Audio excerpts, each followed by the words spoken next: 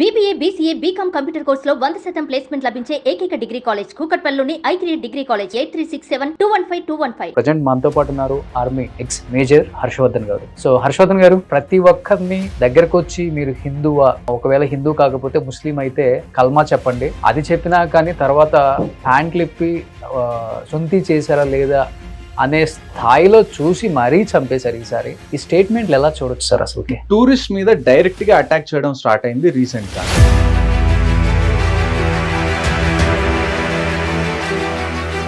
అందులోనూ మీరు హిందువా, మీరు ప్యాంట్లు ఇప్పి మీరు చూపించండి, అప్పుడే దాన్ని బట్టి మిమ్మల్ని చంపుతాం అన్నది it's a very fresh thing. ఇంతకు ముందు కూడా టూరిస్ట్ చనిపోయారు. టూరిస్ట్ ఎలా చనిపోయారు అంటే,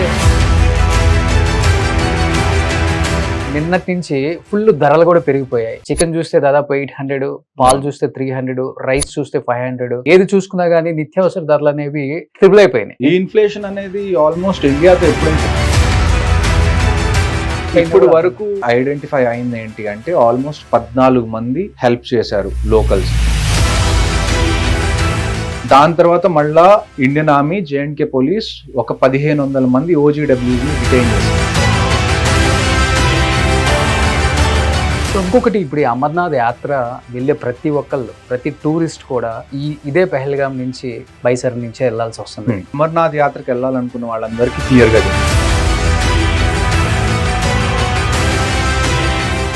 hi, hello, welcome to Suman TV. నేను మీ రోషన్. సో పహల్గాం ఇష్యూ తర్వాత నిజంగా చెప్పాలంటే యావత్ భారతదేశం అంతా తీవ్ర దిగ్భ్రాంతికి లోనైందని చెప్పుకోవచ్చు. బట్ ఇంత ప్రాణ నష్టం జరిగినప్పుడు కూడా ఇప్పటికీ భారతదేశాన్ని నిందించే ప్రయత్నమో లేకపోతే భారతదేశం మీద అటాక్ చేసే ప్రయత్నమే మేము చేస్తాం అని చెప్పి పాకిస్తాను అక్కడ ఇక్కడ ఇంకా వాగుతుందని చెప్పుకోవచ్చు.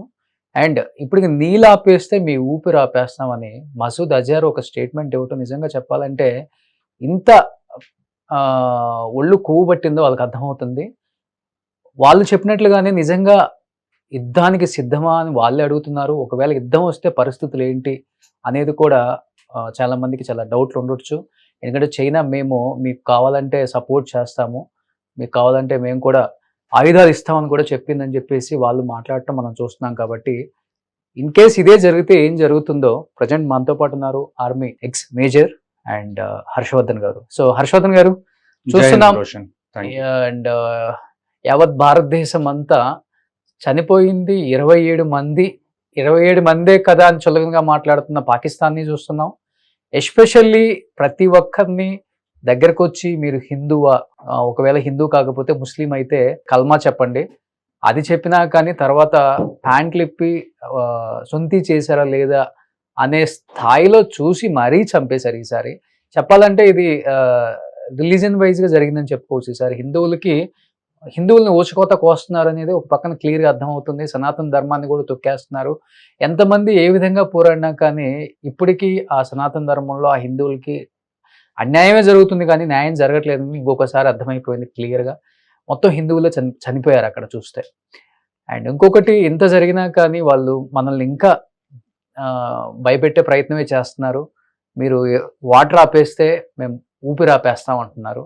ఈ స్టేట్మెంట్లు ఎలా చూడొచ్చు సార్? అసలుకి చూడండి, ఈ స్టేట్మెంట్స్ అన్ని ఊరిక న్యూస్ ఛానల్లో వచ్చి ఎగిరి గంతులేయడానికి తప్ప దేనికి పనికిరాదు.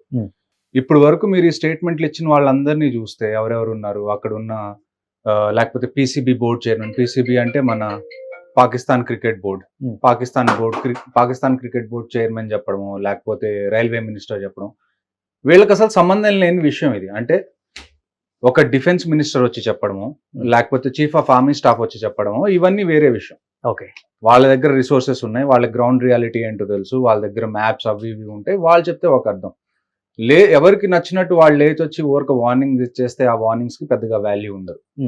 అది నేను అనుకోవడం నా పర్సనల్ గా. అయితే ఇది ఎవరైతే వీళ్ళు నీళ్ళు ఆపేస్తే మేము ఊపిరి ఆపేస్తాం, మీ రక్తాలు పారిస్తాం, ఇవన్నీ చెప్పుకోవడానికి బాగుంటాయి కానీ గ్రౌండ్ రియాలిటీ ఇండియన్ ఆర్మీ ఖాళీగా కూర్చోలేదు, Indian navy, Indian air force ఖాళీగా కూర్చోలేదు. ఓకే, అండ్ ఇంకొకటి చూస్తూనే ఉన్నాము, పాకిస్తాన్ లో ఆల్రెడీ తిరుగుబాటు స్టార్ట్ అయిపోయింది వాటర్ కోసం. అక్కడ ప్రభుత్వం మీద ఫుల్ ఆపోజిట్ అయిపోయారు కూడా. ఇంకోటి చూస్తే నిన్నటి నుంచి ఫుల్ ధరలు కూడా పెరిగిపోయాయి. చికెన్ చూస్తే దాదాపు 800, పాలు చూస్తే 300, రైస్ చూస్తే 500, అండ్ ఏది చూసుకున్నా కానీ నిత్యావసర ధరలు అనేవి ట్రిపుల్ అయిపోయినాయి. ఇది సో ఆ దాడి కూడా జరుగుతుంది. ఈ ఇన్ఫ్లేషన్ అనేది ఆల్మోస్ట్ ఇండియాతో ఎప్పుడైతే వాళ్ళు టైస్ అన్ని కట్ చేసుకున్నాం మనం వాళ్ళతో, ఇంతకు ముందు నుంచి కూడా మనం సపోర్ట్ చేయడం తగ్గించేసాం ఇంతకు ముందుతో పోల్చుకుంటే. అప్పటి నుంచే వాళ్ళ ఎకానమీ ఆల్రెడీ పాడైపోవడం స్టార్ట్ అయిపోయింది. ఓకే. ఇప్పుడు ఈ సిచ్యువేషన్ వచ్చేసరికి అది ఇంకా ఎకానమీ పాడైపోతుంది. ఎందుకంటే ఇప్పుడు మనం నీళ్లు వదిలితే తప్ప అగ్రికల్చర్ చేసుకోలేని పరిస్థితి. ప్రస్తుతానికి మీరు చూసుకుంటే సింధు జలాలు అన్నవి ఏవైతే ఉన్నాయి, ఈ ట్రీటీ ఏదైతే ఉందో ఇండస్ వాటర్ ట్రీటీ, ప్రస్తుతానికైతే మన దగ్గర కంప్లీట్ ఇన్ఫ్రాస్ట్రక్చర్ లేదు. అంటే ప్రతి నీటి బొట్టుని మనం కంట్రోల్ చేసే విధంగా మన దగ్గర ఇన్ఫ్రాస్ట్రక్చర్ లేదు. ఓకే. ఇప్పుడు ప్రస్తుతానికి మన దగ్గర 2 డ్యామ్సే ఉన్నాయి. ఒకటి Krishna Ganga hydro electric project ఒకటి బగ్లియార్ డ్యామ్ అని ఒకటి. ఈ 2 కాశ్మీర్ జమ్మూ రీజన్స్ లో ఉన్నాయి. సో ఇప్పుడు మన వాళ్ళు ఏం చేస్తున్నారు అంటే స్ట్రాటజిక్ గా, ఫర్ ఎగ్జాంపుల్ ఒక 2 రోజులు నీళ్లు ఆపేశారు అనుకోండి, మన దగ్గర ఆ డ్యామ్స్ లో ఎంతైతే స్టోరేజ్ కెపాసిటీ ఉందో అది 2 రోజులు నీళ్లు ఆపేస్తే ఆ స్టోరేజ్ నిండిపోతుంది అని అనుకున్నాం అనుకోండి. ఒక 2 రోజులు ఆపేస్తున్నారు, దానివల్ల వాటర్ లెవెల్స్ అన్ని తగ్గిపోతున్నాయి పాకిస్తాన్ లో. ఆ 2 రోజుల తర్వాత ఒకేసారి సడన్ గా అన్ని వాటర్ వదిలిపెట్టేసేసరికి ఆ ఫ్లడింగ్ సిచ్యువేషన్ అయ్యే ఛాన్సెస్ ఉంది. ఓకే. సో ఇప్పుడు ప్రస్తుతానికి మనం ఏం చేస్తున్నారు అదే కదా, జిలాం ని వన్ డే ఫుల్ గా వదిలేస్తున్నారు, ఒక రోజు ఆపేస్తున్నారు. ఎందుకని ఆ పరిస్థితి? ఎందుకంటే మన దగ్గర అదే కదా, ఇన్ఫ్రాస్ట్రక్చర్ కంప్లీట్ గా ఉంటే మనం ఎక్కువ రోజులు ఆపడానికి ఛాన్సెస్ ఉన్నాయి. కానీ మన డ్యామ్స్ లో అన్ని ఎక్కువ రోజులు ఉన్ని 2 డ్యామ్స్. ఆ 2 డ్యామ్స్ లో మీరు ఎన్ని రోజులను స్టోర్ చేస్తారు? పైన గ్లేషియర్స్ ఉన్నాయి, మౌంటైన్స్ ఉన్నాయి. ఏ నది రావాలన్నా బయటికి గ్లేషియర్స్ నుంచి వస్తాయి. ఏవైతే మంచు ప్రదేశాలు ఉంటాయో అక్కడ మంచు కరిగిపోయి అక్కడి నుంచి చాలా నదులు ఒరిజినేట్ అవుతాయి. సో కంటిన్యూస్ గా వాటర్ ఫ్లో ఉంటూనే ఉంటుంది. సో అలాంటి టైంలో మీకు కెపాసిటీ పెంచుకోవాలి అంటే ఇట్ విల్ టేక్ టైం. ముందు డ్యామ్స్ మీరు కట్టుకోవాలి, లేకపోతే వస్తున్న వాటర్ ని మీరు వేరే స్టేట్స్ లోకి డైవర్ట్ చేయాలనుకోండి అగ్రికల్చర్ కోసం. ఫర్ ఎగ్జాంపుల్ ఇప్పుడు జమ్మూ అండ్ కాశ్మీర్ నుంచి పంజాబ్కో లేకపోతే హర్యానాకో లేకపోతే ఉత్తరాఖండ్కో నీళ్లు పంపించాలి. దానికి మనకు ఒక కెనాల్ సిస్టమ్ కావాలి, ఇరిగేషన్ సిస్టమ్ కావాలి. ఇదంతా కట్టుకోవడానికి మనకు టైం పడుతుంది. ఆ టైం పట్టి కట్టుకునే లోపల మనం ఇప్పుడున్న ఇన్ఫ్రాస్ట్రక్చర్ తో ఏం చేయగలం అంటే 1-2 రోజులు ఆపేయడం, వెంటనే మళ్ళీ ఒకేసారి ఎక్కువ నీళ్లు పంపించి ఫ్లడ్డింగ్ లాంటి సిచ్యువేషన్ క్రియేట్ చేయడం, ఇలాంటివి మనం చేయగలం. ఎక్కువ రోజులు మనం స్టోర్ చేసుకోవాలంటే మనకి ఇంకా ఎక్కువ ఇన్ఫ్రాస్ట్రక్చర్ కావాలి. That will take some time. Okay. So ఇంకోటి, ఇప్పుడు మనం చాలా సైలెంట్ గా ఉన్నాం, ఇంత ప్రాణ నష్టం జరిగినా కానీ మన గవర్నమెంట్ కావచ్చు, మోడీ గారు కావచ్చు, వాళ్ళు రెచ్చగొట్టేస్తున్నారు, యుద్ధానికి సిద్ధమా, ఇంక యుద్ధమే అంటున్నారు. బట్ చైనా కూడా మేము ఆయుధాలు ఇవ్వడానికి సిద్ధం అని చెప్పేసి చైనా సపోర్ట్ పాకిస్తాన్ చూసుకొని అంత నోరు పారేసుకుంటున్నారంటారా? లేకపోతే ఇన్ కేస్ యుద్ధమే వస్తే జరిగే నష్టం ఏంటి అసలు ఇండియాకి కానీ లేకపోతే పాకిస్తాన్కి జరగబోయే నష్టం అంటే ఏమని చెప్తారు మీరు? ఇప్పుడు మనం చూసుకుంటే ఇంత జరిగింది, కానీ మనం ఎక్కడన్నా సోషల్ మీడియాకి ఎక్కి పిచ్చి పిచ్చిగా మాట్లాడడం కానివ్వండి, లేకపోతే మొత్తం ఒక ఇండియా సెంటిమెంట్ మీరు చూసుకుంటే ఇప్పుడు ఎలాగుందంటే తుఫాన్ ముందు వచ్చే నిశ్శబ్దం అంటారు కదా. అవును. ఒక రకంగా మనం దీన్ని ఇలా చూసుకోవాలి. ఇప్పుడు మనం అరిచి సోషల్ మీడియాలోనూ న్యూస్ ఛానల్స్ లోనూ అరిచి పెట్టుకున్నంత మాత్రాన ఇండియా వార్ గెలుస్తుంది లేకపోతే వార్ ఓడిపోతుంది అనేది డిసైడ్ అవ్వదు. అట్ ది ఎండ్ మనకి కావాల్సింది ఏంటి అంటే గ్రౌండ్ మీద మనం ఏం ఆపరేషన్స్ చేస్తాం, దానివల్ల కాన్సిక్వెన్సెస్ ఏంటి అన్నది.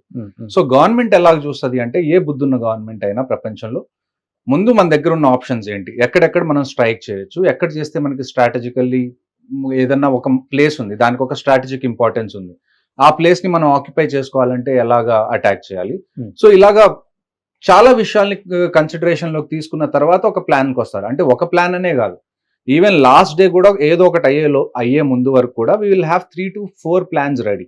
ఓకే. కనీసం ఒక 3-4 ప్లాన్స్ అనేవి రెడీగా పెట్టుకుంటారు. ఈ 3-4 ప్లాన్స్ మనం అది గ్రౌండ్ మీద చేసే ముందు మనం ప్రాక్టీస్ చేస్తాం. ఫర్ ఎగ్జాంపుల్ ఆర్మీకి ఏదన్నా ఇచ్చారనుకోండి, మీ దగ్గర ఈ 3 ఆప్షన్స్ మీరు చేయాల్సిన అవసరం ఉంటుంది.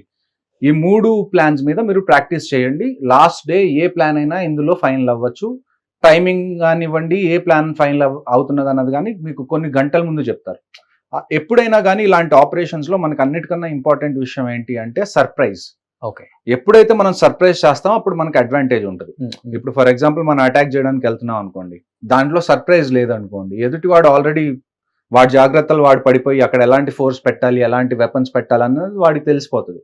సర్ప్రైజ్ వల్ల మనకి ఏమవుతుంది అంటే వాడు సర్ప్రైజ్ అవుతాడు, వెంటనే చేసేసి వెంటనే సేఫ్ గా రిటర్న్ వచ్చే ఛాన్సెస్ కూడా ఉన్నాయి. ఓకే. ఇప్పుడు మనం ఏదైనా చెయ్యాలి అంటే it's not just about doing, it's about coming back safely also. ఇప్పుడు మీరు అభినందన్ గారిది ఇన్సిడెంట్ మీరు చూసుకున్నా కానీ, అటువైపు వెళ్ళాం, అభినందన్ గారు దొరికిపోయారు. ఆ తర్వాత it becomes a much bigger headache. ఎవరైనా ప్రిజనర్స్ ఆఫ్ వార్ గా దొరికిపోయినా కానీ, లేకపోతే ఎవరైనా ఇలాగా ఎయిర్ ఫోర్స్ ఆపరేషన్స్ లో పైలట్ ఎక్కడికన్నా కిందకి వెళ్ళిపోయి అక్కడ దొరికినా కానీ, ఆ తర్వాత నెగోషియేషన్స్, వాళ్ళని రిటర్న్ తీసుకురావడం, ఇది ఇంకో పెద్ద టాస్క్ అవుతుంది. సో ఎప్పుడైనా మనం ఆపరేషన్స్ చేసేటప్పుడు ఎలా చూస్తామంటే we just don't look at how we enter, we also look how we come back also. Okay. So ఇన్ని విషయాలన్నిటిని కన్సిడరేషన్ లోకి తీసుకొని ఒక కొన్ని ప్లాన్స్ అయితే ఫైనలైజ్ చేస్తారు.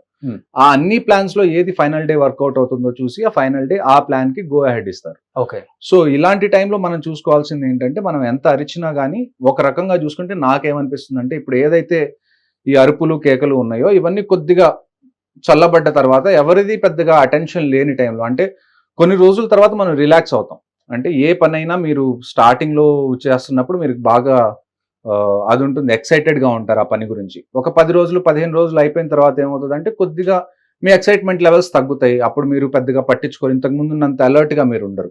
సో అలాంటి టైం కోసం మనం వెయిట్ చేయాలి. సో ఇంకోటి వస్తే ఆయుధాల పరంగా ఢీకొట్టే శక్తి ఇండియాకు ఉందంటారా? ఖచ్చితంగా. చైనా రేపు సపోర్ట్ చేసి ఆయుధాలు మేము మీకు హెల్ప్ చేస్తాము, మా సపోర్ట్ ఉంటుంది అనే ఒక మాట అయితే వినిపిస్తుంది బయట. కాబట్టి చూడండి, చైనా అనేది ఒకవేళ దీంట్లో ఇండైరెక్ట్ గా ఇన్వాల్వ్ అవ్వచ్చు. ఇండైరెక్ట్ గా అంటే నేను మీకు సపోర్ట్ చేస్తాను, ఏమన్నా కావాలంటే ఇస్తాను, అలాగా ఇలాగా అని. కానీ ఎప్పుడైతే డైరెక్ట్ గా ఇన్వాల్వ్ అవుతుందో చైనా, ఇప్పుడు చైనా అనేది రష్యాకి మనం ఎంత క్లోజో చైనా కూడా కొద్దో గొప్ప అంతే క్లోజ్ రష్యాకి. సో ఇలాంటి టైంలో ఏమవుతుంది అంటే ఇంటర్నేషనల్ ప్లేయర్స్ అందరూ దీనిలోకి వస్తారు. ఫర్ ఎగ్జాంపుల్ ఒకవేళ చైనా సపోర్ట్ చేస్తుంది అనుకోండి పాకిస్తాన్కి, రష్యా చెప్పొచ్చు చైనాకి మీరు సపోర్ట్ చేయొద్దు, దీన్ని let them both decide, India పాకిస్తాన్ని చూసుకొనివ్వండి, మీరు ఇంటర్ఫియర్ అవ్వద్దు అని చెప్పి రష్యా చెప్పొచ్చు. యుఎస్ ఏదైతే ఉందో, యుఎస్ ఇంతకు ముందు ఆఫ్ఘనిస్తాన్ లో ఉన్నన్ని రోజులు పాకిస్తాన్ యొక్క అవసరం యుఎస్ కు ఉండేది. ఇన్ఫాక్ట్ రీసెంట్ గా కూడా పాకిస్తాన్ డిఫెన్స్ మినిస్టర్ ఒక ఛానల్లో మాట్లాడుతూ ఆయన ఏం చెప్పారంటే, అమెరికా కోసం మనం ఆల్మోస్ట్ ఒక 30 సంవత్సరాల నుంచి డర్టీ వర్క్ చేస్తున్నాం ఆఫ్ఘనిస్తాన్ లో అని చెప్పి ఆయన ఒప్పుకున్నారు ఆన్ రికార్డ్. సో ఇప్పుడు ఏంటంటే ఆఫ్ఘనిస్తాన్ లో యుఎస్ కూడా లేదు, యుఎస్ వెళ్ళిపోయింది ఆఫ్ఘనిస్తాన్ లో మొత్తం క్లోజ్ చేసుకొని. సో ఇప్పుడు పాకిస్తాన్ యొక్క అవసరం కూడా కంపారిటివ్ గా యుఎస్ కి చాలా తక్కువ ఒకవైపు ఇంతకు ముందు మీద చూసుకుంటే. దానికి తోడు ఇప్పుడు యుఎస్ లో కొత్త గవర్నమెంట్ ఏదైతే ఎలక్ట్ అయిందో, డొనాల్డ్ ట్రంప్ కానివ్వండి, జేడీ వాన్స్ కానివ్వండి, లేకపోతే కాష్ పటేల్ అని చెప్పి ఎఫ్బిఐ డైరెక్టర్ కానివ్వండి, ఎవరైతే ఇంపార్టెంట్ పొజిషన్స్ లో ఉన్నారో ఇప్పుడు యుఎస్ గవర్నమెంట్ లో ఎక్కువ మంది ఇండియాకి సింపతి ఉంది వాళ్ళకి. మీరు వాళ్ళ కమలా హ్యారిస్ ని చూడండి, లేకపోతే తులసి గబార్డ్, వీళ్ళందరినీ చూడండి, ఎక్కువ మంది అక్కడ టాప్ పొజిషన్స్ లో ఉన్న వాళ్ళు ఎక్కడో చోట ఇండో అమెరికన్స్, ఎన్ఆర్ఐస్, ఇలాంటి వాళ్ళందరూ ఉన్నారు, ఇండియన్ ఆరిజిన్ ఉన్న వాళ్ళు. సో ఎప్పుడైతే ఈ అటాక్ అయిందో, ఈ అటాక్ అయినప్పుడు అమెరికన్ మినిస్టర్స్ కానివ్వండి, ఎవరైతే టాప్ అఫీషియల్స్ ఉన్నారో వాళ్ళందరూ ఇండియాకి సపోర్ట్ చేస్తామని చెప్పి క్లియర్ కట్ గా చెప్పారు ఆల్రెడీ పబ్లిక్ స్పేస్ లో. సో ఇప్పుడు నాకు తెలిసి యుఎస్ కూడా పాకిస్తాన్ కి సపోర్ట్ చేయడం అన్నది హైలీ ఇంపాసిబుల్ అన్నట్టే చూస్తున్నాను. ఎవరన్నా సపోర్ట్ చేసే వాళ్ళు ఉన్నారు అంటే నాకు గుర్తొచ్చేవి రెండు పేర్లు. ఒకటి మనకి మోస్ట్లీ చైనా అవ్వచ్చు, రెండోది తుర్కీ అవ్వచ్చు. ఈ రెండు తప్ప వేరే ఏ కంట్రీ కూడా పాకిస్తాన్ కి కూడా ఆల్రెడీ ప్రకటించిందంటుంది. అవును. అంటే ఇప్పుడు ఇంకొక విషయం ఇక్కడ చూసుకోవాల్సింది ఏంటి అంటే, ఫర్ ఎగ్జాంపుల్ ఇది మిలిటరీ ఆపరేషన్ అనుకోండి. ఫర్ ఎగ్జాంపుల్ ఇండియన్ ఆర్మీ మీద అటాక్ జరిగింది, అంటే పుల్వామాలో సిఆర్పిఎఫ్ మీద ఎలాగైతే అటాక్ జరిగిందో ఇండియన్ ఆర్మీ మీద అలాంటి అటాక్ జరిగింది అనుకుందాం. ఫర్ ఎగ్జాంపుల్ మొన్న పహల్గామ్ లో జరిగింది. అలాంటప్పుడు ఏంటి అంటే మిగతా కంట్రీస్ ఇన్వాల్వ్ అవ్వకపోవచ్చు, అంటే మిగతా కంట్రీస్ అన్ని ఇండియాకి సపోర్ట్ లోకి రాకపోవచ్చు. ఓకే. కానీ ఇప్పుడు జరిగింది ఏంటంటే, ఏమీ తెలియని ఒక టూరిస్ట్ మీద, సివిలియన్స్ మీద వీళ్ళు అటాక్ చేశారు. సో ఇలాంటి టైంలో వేరే కంట్రీస్ పాకిస్తాన్ కి సపోర్ట్ చేస్తే ఇండైరెక్ట్ గా వాళ్ళు టెర్రరిజం ని సపోర్ట్ చేసినట్టే అంతే. సో అలాంటి కంట్రీస్ కూడా ఇప్పుడు మన ఎనిమీ లిస్ట్ లో ఆ పేర్లను మనం చేర్చుకోవాల్సిందే. ఓకే. ఇలాంటి ఇప్పుడు సపోర్ట్ చేశారు కానీ ఆ తర్వాత మనకి ఏదైనా బైలేటరల్ టాక్స్ ఉంటే అక్కడ మంచిగా మాట్లాడడం. ఇప్పుడు ఏ కంట్రీస్ అయితే పాకిస్తాన్ కి సపోర్ట్ చేస్తాయో we have to tell them permanent గా వీళ్ళని మన ఎనిమీ లిస్ట్ లో పెట్టాలి. అప్పుడే వాళ్ళకు కూడా కాన్సిక్వెన్సెస్ అర్థమవుతాయి. ఇప్పుడు వాళ్ళకి సపోర్ట్ చేసి తర్వాత మళ్ళీ అక్కడ ఏమన్నా రైస్ కావాలో లేకపోతే వెజిటేబుల్స్ కావాలో ఏదన్నా కావాలప్పుడు మళ్ళీ ఇండియా దగ్గరికి వచ్చి మీరు ఎక్స్పోర్ట్ చేయండి మాకు అని అంటే అప్పుడు కుదరదు. మీరు ఇప్పుడు ఇండియాతో ఉన్నారా పాకిస్తాన్తో ఉన్నారా డిసైడ్ అవ్వాలి. వరల్డ్ కంట్రీస్ అన్ని ఒకవేళ మీరు పాకిస్తాన్తో ఉన్నారు అని మీరు కనిపిస్తే మీకు ఇండియా నుంచి ఇక ఫ్యూచర్లో ఏ హెల్ప్ అనేది కానివ్వండి, అది ఫుడ్ పరంగా లేకపోతే ఎక్స్పోర్ట్స్ పరంగా మిలిటరీ పరంగా మీకు ఏ సపోర్ట్ అయితే ఉండదు అని చెప్పి ఇండియన్ గవర్నమెంట్ క్లియర్ కట్ గా చెప్పేయాలి మిగతా కంట్రీస్ కూడా ఎవరైతే పాకిస్తాన్ సపోర్ట్ చేస్తుంది. సో ఓవరాల్ చూసుకుంటే నేను చూసిన దాన్ని బట్టి అయితే నాకున్న ఎక్స్పీరియన్స్ ని బట్టి వీఆర్ అట్ అన్ అడ్వాంటేజ్ ఖచ్చితంగా. ఇప్పుడు చైనా వాళ్ళకి సపోర్ట్ చేసినా కానీ Indian army, navy, air force అనేది చిన్న విషయం కాదు. 1971లో ఎప్పుడైతే మనం బంగ్లాదేశ్ ని విడిపిద్దామని చూసామో అప్పట్లో మన Indian navy almost Karachi port దగ్గరికి వెళ్ళి కరాచీ పోర్ట్ మొత్తాన్ని తగలబెట్టింది. అప్పట్లో కూడా పాకిస్తాన్కి యుఎస్ సపోర్ట్ ఉండేది కానీ మనం ఆగలేదు. Same happens now also. ఒకవేళ మనం ఒక డెసిషన్ తీసుకొని అది ఖచ్చితంగా మనం అచీవ్ చేయాలి అని అనుకుంటే ఏ కంట్రీస్ అడ్డం వచ్చినా కానీ మనం ఆగే ప్రసక్తి అయితే లేదు. ఓకే, ఇంకొకటి బలూచిస్తాన్ ఫుల్ వ్యతిరేకం. అవును, వాళ్ళు చాలా సంవత్సరాలుగా వాళ్ళ ఫ్రీడమ్ స్ట్రగుల్ కోసం ఫైట్ చేస్తున్నారు. ఇది మళ్ళీ ఇక్కడ మనం గుర్తుపెట్టుకోవాల్సింది ఏంటంటే Balochistan are not fighting for religious identity. అంటే మేము ఒక రిలీజియన్ నుంచి వచ్చాం అందుకని మాకు ఫ్రీడమ్ కావాలి అని బలూచిస్తాన్ వాళ్ళు అనట్లేదు. బలూచిస్తాన్కి ఒక కల్చర్ ఉంది. ఓకే, అంతెందుకు, మీకు హింగ్లజ్ మాతా మందిర్ అని ఒకటి ఉంటుంది, అంటే శక్తిపీఠాల్లో ఒక శక్తిపీఠం అంత ప్రసిద్ధి ఆ హింగ్లజ్ మాతా టెంపుల్. ఓకే, ఆ హింగ్లజ్ మాతా టెంపుల్ బలూచిస్తాన్ లో ఉంటది. ప్రతి దసరాకి అంటే నవరాత్రులు ఏవైతే జరుగుతాయో అక్కడ పూజలు జరుగుతాయి. ఆ ల్యాండ్ కి ఒక కల్చర్ ఉంది. ఒకవేళ పాకిస్తాన్ అనే కంట్రీ మంచిదై ఉంటే వాళ్ళు పాకిస్తాన్ తో ఉండేవాళ్ళేమో, కానీ పాకిస్తాన్ అనే కంట్రీ ఎలాంటిదో మనకి ఇప్పుడు ఆల్రెడీ తెలిసిపోయింది మనకి. ఇప్పుడు మనకి తెలిసింది ఏందో, బలోచిస్తాన్ వాళ్ళకి ఆల్మోస్ట్ 30-40 ఏళ్ళ నుంచి వాళ్ళకి అదే feeling, they want to be away from Pakistan. ఇంకొక గొప్ప విషయం ఏంటంటే బలోచిస్తాన్ ఏదైతే వాళ్ళలో వాళ్ళు ఆర్మీ క్రియేట్ చేసుకున్నారో, వాళ్ళు చాలా స్ట్రాంగ్ ఆర్మీ క్రియేట్ చేసుకున్నారు. మీరు ఇంటర్నెట్ లో చూస్తే బలూచిస్తాన్ లిబరేషన్ ఆర్మీ అని కానీ వాళ్ళ ఫైటింగ్ టెక్నిక్స్ కానివ్వండి, వాళ్ళు ఫైట్ చేసేటప్పుడు వాళ్ళు రికార్డ్ చేస్తారు ప్రతిదీ. ఆ రికార్డ్ చేసే టెక్నిక్స్ కానివ్వండి, they are on another level. So Baluchistan ని మనం యాక్టివేట్ చేస్తే ఇంటర్నల్ గా కూడా మనం చాలా ప్రెషర్ క్రియేట్ చేయొచ్చు. ఓకే, ఇంకొక రకంగా చూసుకుంటే పాకిస్తాన్ కి అటువైపు ఏదైతే బోర్డర్ ఆఫ్ఘనిస్తాన్ తో ఉందో, నేను ఇందాక మీకు చెప్పాను కదా, యుఎస్ కి పాకిస్తాన్ చాలా హెల్ప్ చేసింది ఆఫ్ఘనిస్తాన్ లో వాళ్ళు ఉన్నన్ని రోజులు. So someway Afghanistan is also against Pakistan. So అటువైపు నుంచి కూడా ప్రెషర్ వస్తుంది. లోపల చాలా ఏజెన్సీస్ ఉన్నాయి, చాలా ఆర్గనైజేషన్స్ ఉన్నాయి పాకిస్తాన్ లో. అందులో ఒకటి తెహ్రీకే తాలిబాన్ పాకిస్తాన్ అని ఒక ఆల్మోస్ట్ ఒక టెర్రరిస్ట్ ఆర్గనైజేషన్ లాగే. అది కూడా పాకిస్తాన్ గవర్నమెంట్ మీద, పాకిస్తాన్ ఆర్మీ మీద అగేన్స్ట్ గా ఉండి లోపల అటాక్స్ చాలా చేస్తుంది. సో ఇది I think this is the right time. చెప్పాలంటే ఈ సంస్థ కూడా ఆర్టికల్ 370 తర్వాత ఏర్పడింది. అవును, టీఆర్ ఆర్టికల్ 370 ఒకటి. And at the same time మీకు గుర్తుంటే ఇమ్రాన్ ఖాన్ ప్రైమ్ మినిస్టర్ గా ఎన్నుకున్న తర్వాత ఆయన్ని జైల్లో వేశారు. అవును, ఏం పెద్దగా చార్జెస్ లేకుండా. అప్పటి నుంచి ఈ ఆర్గనైజేషన్ అనేది బాగా అగ్రెసివ్ గా తయారైంది. వైష్ణవ్ టెంపుల్ లో వెళ్ళినప్పుడు కూడా బస్ మీద దాడి ఫస్ట్ అది 10 మంది చనిపోయారు. అది మీరు చెప్తున్నది టిఆర్ఎఫ్. ఈ టిఆర్ఎఫ్ స్టోరీ ఏంటి అంటే, ఈ టిఆర్ఎఫ్ అనేది నేను ఎప్పుడైతే కాశ్మీర్ లో పోస్టెడ్ ఉన్నానో అప్పుడే ఇది కొత్తగా వచ్చిన ఆర్గనైజేషన్. ఓకే, కొత్తగా వచ్చిన ఆర్గనైజేషన్ అంటే ఎలాగా అంటే, మీరు కొన్ని బిజినెసెస్ ఎలాగుంటాయి, కొన్ని బిజినెసెస్ కి బినామీ కంపెనీస్ ఉంటాయి కదా. మెయిన్ బిజినెస్ ఒకటి ఉంటుంది, బినామీ చిన్న చిన్న కంపెనీలు ఒకటి, వాళ్ళని పెంచి పోషిస్తుంది వీళ్ళు అంతే. సో బేసిక్ గా ఈ జైషే మొహమ్మద్, లష్కరే తొయిబా ఆర్గనైజేషన్స్ ఇలాంటివి ఏవైతే ఉన్నాయో, ఒక ఆర్గ్యుమెంట్ వచ్చింది, మీరేమో కాశ్మీరీస్ కోసం ఫైట్ చేస్తున్నారు అని చెప్తున్నారు, అంటే ఆ టెర్రరిస్ట్ ఆర్గనైజేషన్స్, కానీ మీ పేరుల్లో ఎక్కడా కాశ్మీరీ పేరు కానీ కాశ్మీరీ లాంగ్వేజ్ కానీ యూజ్ అవ్వట్లేదు. జైషే మొహమ్మద్ అనేది ఏంటి, Arabic name, and it is completely Islam గురించి ఫైట్ చేస్తున్నట్టు ఉంటుంది జైషే మొహమ్మద్ కానీ లష్కరే తయ్యబా కానీ కశ్మీర్ కోసం ఫైట్ చేస్తున్నట్టు ఆ పేరుల్లో ఎక్కడ ఐడెంటిటీ లేదు. అందుకని చెప్పి వాళ్ళు ఏం చేశారు, అందులోనే ఒక వింగ్ క్రియేట్ చేసి ది రెసిస్టెన్స్ ఫ్రంట్ అని చెప్పి ఒక కొత్త దానికి పేరు పెట్టారు. అంతే, పని జరుగుతుంది మొత్తం అదే, లష్కరే తొయిబా, జైషే మొహమ్మదే పని చేస్తున్నారు, కానీ పేరు మాత్రం టిఆర్ఎఫ్ ది పెడుతున్నారు ముందుకి. ఎందుకు అంటే ఇప్పుడు వరల్డ్ లో మొత్తం కనపడేటప్పుడు ఎలా కనపడాలి, it shouldn't look like Islamic terrorism, it should look like some Kashmiri movement లాగా కనపడాలి అని చెప్పి వాళ్ళు ఆ పేరుని చూస్ చేసుకొని 2019-18 ఆ టైంలో వీళ్ళు ఇలాంటివన్నీ చేయడం మొదలు పెట్టారు. ఓకే, సో ఆల్రెడీ ఇప్పుడు మీ కొలీగ్స్ ఉండుంటారు కాబట్టి, పహల్గామ్ అనేది చెప్పాలంటే మినీ స్విట్జర్లాండ్. సో ప్రతి ఒక్కళ్ళు కూడా ఫ్యామిలీస్ తో వెళ్ళే ఒక పిక్నిక్ స్పాట్ అని చెప్పుకోవచ్చు అది. సో చెప్పాలంటే ఆ స్పాట్ లో మనం చూస్తుంటే మన తెలుగు ఛానల్స్ 1 or 2 ఛానల్స్ వెళ్ళి మొత్తం లైవ్ కవర్ చేస్తే అనిపించింది మనకి, అక్కడ ఎక్కడ కూడా సీసీ కెమెరాస్ లేవు.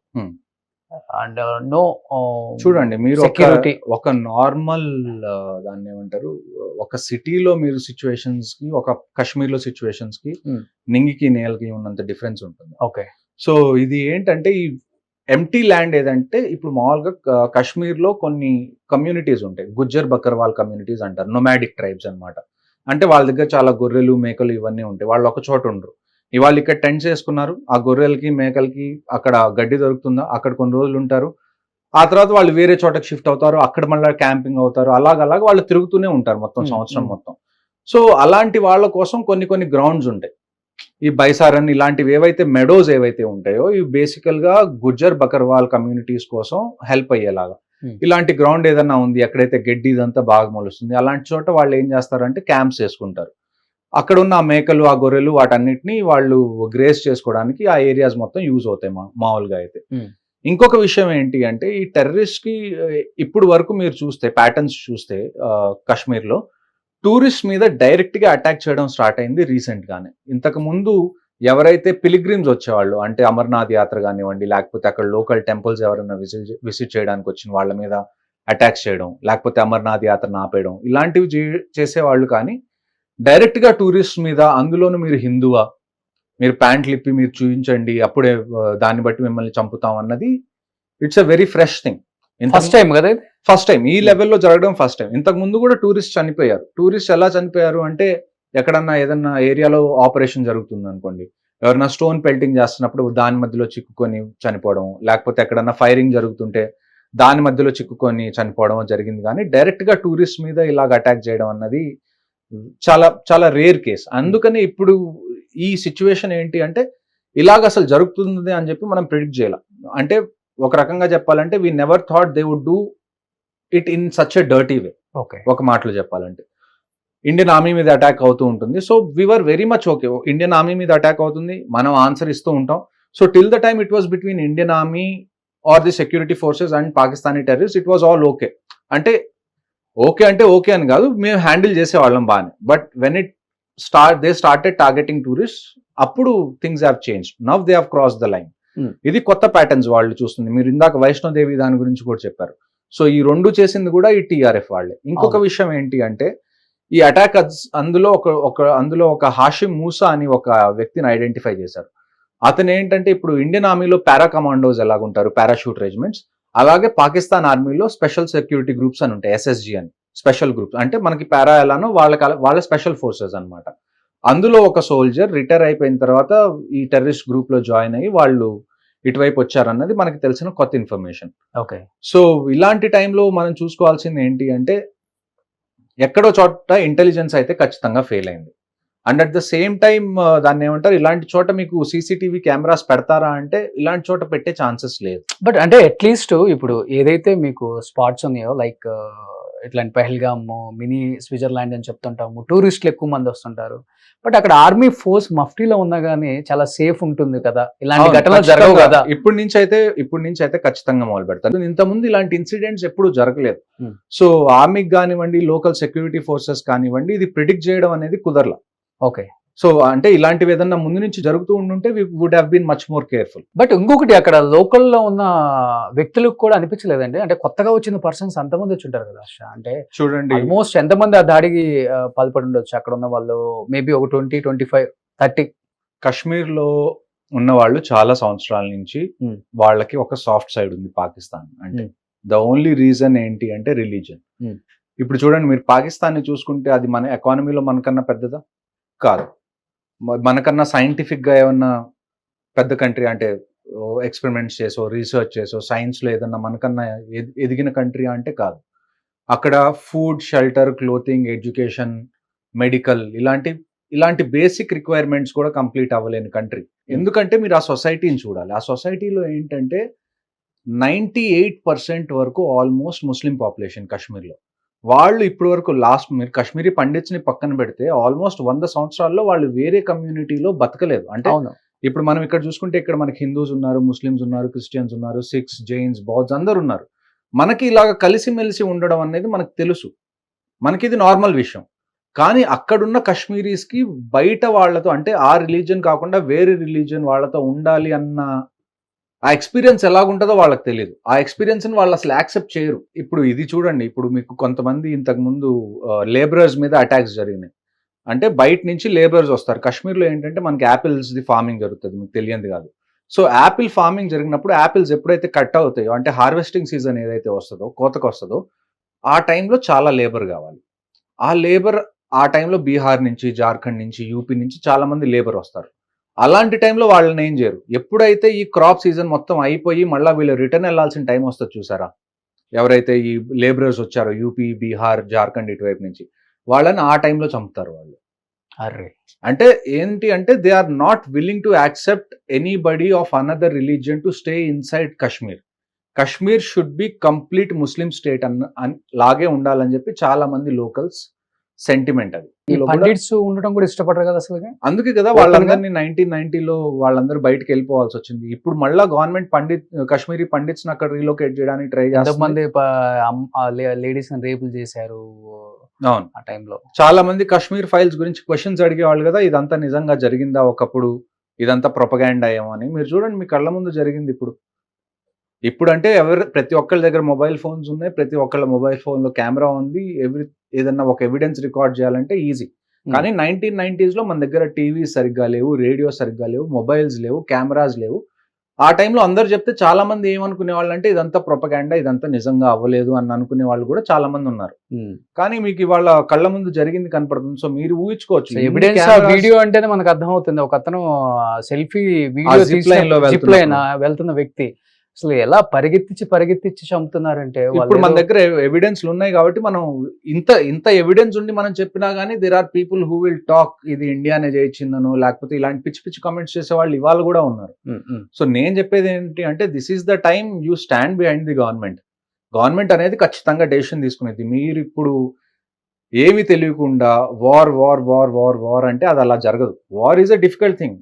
మీరు ఒక ఇంట్లో పెళ్లి చేయడానికే మీరు ఒక 3-4 నెలలు మొత్తం చూసుకుంటారు కదా, మొత్తం సర్దుకొని మొత్తం ప్రతి చోట కాంటాక్ట్ చేసి అప్పుడు మీరు ఒక పెళ్లి జరగాలంటే ఇంత ఎఫర్ట్ పడుతుంది ఒక పెళ్లి వెనకాలే.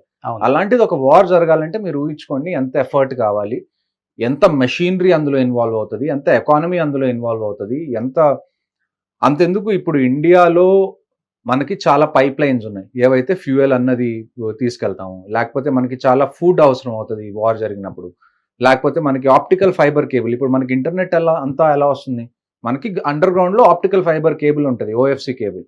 ఇలాంటి ప్రతి చిన్న ఎలిమెంట్ కూడా చాలా ఇంపార్టెంట్. ఒకవేళ మీరు యుద్ధానికి వెళ్ళారు, మీకు కమ్యూనికేషన్ అనేది కావాలి, మీకు కేబుల్స్ అన్ని కరెక్ట్గా ఉంటేనే కదా కమ్యూనికేషన్ ఉండేది. ఎవరన్నా వచ్చి ఆ కేబుల్స్ కట్ చేసేస్తే. సో ప్రతి చిన్న ఎలిమెంట్ అన్న దాన్ని చూసుకున్న తర్వాతే ఒక వార్ అనేది ఫైనల్ గా డిసైడ్ అవుతుంది వార్ చేయాలి అని. ఇవాళ ఏదో జరిగింది రేపు ఉదయాన్నే మేము ట్యాంక్స్ తీసుకొని వెళ్ళిపోతాం అంటే that's not how war works. Okay. అంటే ఇంకొకటి అక్కడ పోస్ట్ పెయిడ్ పనిచేస్తుంది కదా, మొబైల్స్ కూడా పోస్ట్ పెయిడ్ కూడా ఐడి కార్డు ఉండాలి, పోస్ట్ పెయిడ్ పనిచేస్తుంది ఖచ్చితంగా. కానీ ఇంతమంది మన దేశంలోకి చొరబడి ఇంత విధ్వంసం చేసినా కానీ వాళ్ళకి కమ్యూనికేషన్ అదంతా అసలు ఎలా ఇప్పుడు వరకు ఐడెంటిఫై అయింది ఏంటి అంటే ఆల్మోస్ట్ 14 మంది హెల్ప్ చేశారు లోకల్స్. దాని తర్వాత మళ్ళా ఇండియన్ ఆర్మీ, జేఎండ్కే పోలీస్ ఒక 1500 మంది OGWs ని డిటైన్ చేసింది. OGWs అంటే ఆన్ గ్రౌండ్ వర్కర్స్. వీళ్ళు ఏంటంటే ఎప్పుడైతే టెర్రరిస్ట్ అటువైపు నుంచి క్రాస్ చేసి ఇటు వస్తారో వాళ్ళకి ఉండడానికి షెల్టర్ ఇవ్వడం కానీ, వాళ్ళకి టైం టు టైం మెడిసిన్స్ కానీ, లేకపోతే టైం టు టైం తిండి కానీ, and at the same time weapons, అంటే మొత్తం ఆన్ గ్రౌండ్ లాజిస్టిక్స్ మొత్తం వీళ్ళే సపోర్ట్ చేస్తారు. ఈ OGWs చెప్పాలంటే మన వెపన్స్ తో మన వాళ్ళనే చంపారని చెప్పొచ్చు. వెపన్స్ అనేది పాకిస్తాన్ చాలా సంవత్సరాల ముందు నుంచి దాన్ని ఏమంటారు కాశ్మీర్ లో డంప్ చేస్తుంది. ఎందుకంటే మీరు పాకిస్తాన్ ని చూసుకుంటే ఇప్పుడు మీరు గుంటూరులో ఆటో నగర్ చూసారా? ఆటో నగర్ లో చాలా మీకు ఆటోమొబైల్స్ మీద పనిచేసే షాపులు ఉంటాయి. మీరు అక్కడికి ఒక కార్ తీసుకెళ్లి ఏదైనా ఇబ్బంది ఉందంటే అక్కడ ఉన్నంత మంది మెకానిక్స్ మీకు ఎక్కడ దొరకరు, వాళ్ళు మొత్తం నీట్ గా చేసిస్తారు. సేమ్ అలానే పాకిస్తాన్ లో there are lot of gun shops. ఇక్కడ మనకి ఒక మోడిఫైడ్ బైక్ ఎలా తయారు చేయడం ఎంత ఈజీయో, ఒక మెకానిక్ దగ్గరికి వెళ్ళి అక్కడ మెకానిక్స్ దగ్గరికి వెళ్ళి ఒక గన్ మీరు చూపించి దాన్ని ఫస్ట్ కాపీ చేయమంటే వాళ్ళు అప్పటికప్పుడు చేసి ఇచ్చే క్యాపబిలిటీస్ ఉన్నాయి.